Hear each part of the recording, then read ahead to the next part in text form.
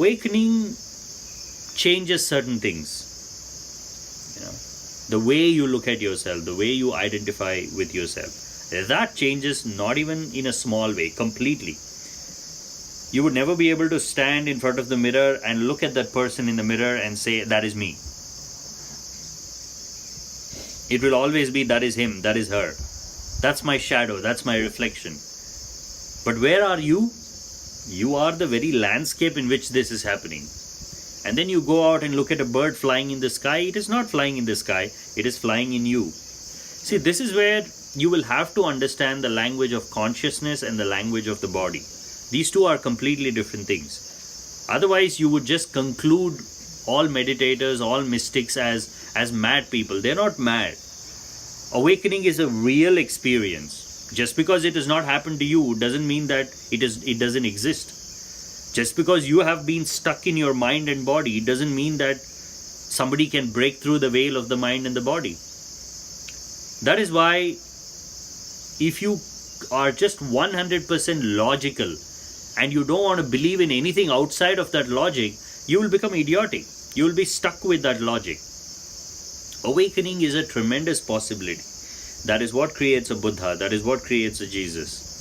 That is the whole essence of human life. We are being guided by an awakened mind. Without an awakened mind, without the stories, without the scriptures, humanity is nothing. Everything that we have achieved as a humanity has only come about as a fallout of that spiritual realization. One man realizes his ultimate nature and he tries to communicate it, and rest everybody else misunderstand him. Even in that misunderstanding, they are elevated to a certain level to believe that they are something special. Look at the human race. We're all blind. We have not seen the light. We are still stuck in this realm, and yet we have so much more understanding of what is happening around us than an animal. We have so much more self-awareness.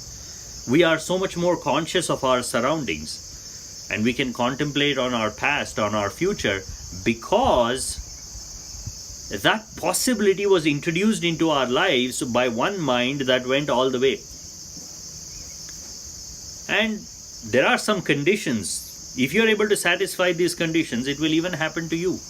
Instead of constantly running around, instead of constantly worrying about survival, begin to live. Pick up one creative endeavor and dive yourself into it. And at the end of that creative process, you will be awakened. Pick anything. Don't get confused that awakening can happen only when you sit like this and close your eyes. This is one way. You come to me, you tell me this is your talent, this is what you love. I'll awaken you through that 100%. You don't need any other artificiality, any other meditation. You just tell me you love this.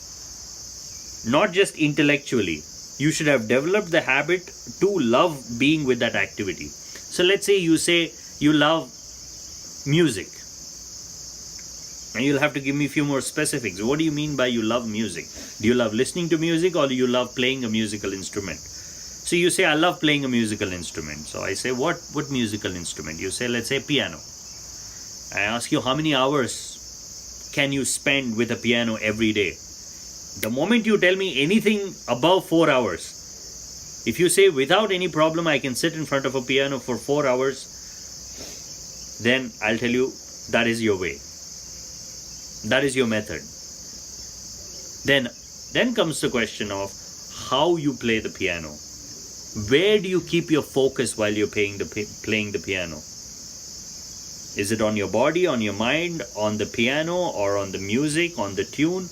Or is it on the player? And there are different methods.